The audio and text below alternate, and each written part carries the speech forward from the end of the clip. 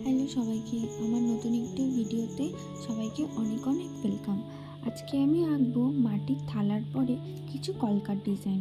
তাই প্রথমে থালাটাকে ধুয়ে তার ওপর সাদা প্রাইমার মেরে নিয়ে মেরুন রং দিয়ে দিলাম। এরপর কিছু এঁকে তারপরে শুরু করলাম আমার কলকার ডিজাইন। প্রথমে কী আঁকবো ভেবে বুঝতেই পারছিলাম না, তারপর অনেক ভেবে একটা ময়ূর ডিজাইন করলাম। তো এই কলকার ডিজাইনটা বেশ আমার ভালোই লাগছিল। বেশ নিজের মনের মতো করে অনেক কলকা দিয়ে কলকার ডিজাইনটা করছিলাম। তোমরা কিন্তু আমার এই মাটির থালার উপরে কলকার ডিজাইনটা কেমন হয়েছে অবশ্যই জানিও। আর ভিডিওটা ভালো লাগলে একটা লাইক করে দিও, আর শেয়ার করতে ভুলো না কিন্তু। এই প্রথম আমি মাটির থালার উপর কলকার ডিজাইন করছি, একটু ভুল ত্রুটি হলে মানিয়ে নিও। আর তোমাদের এই থালার ডিজাইনটা ভালো লাগলে আমার কাছে অর্ডার করতে পারো।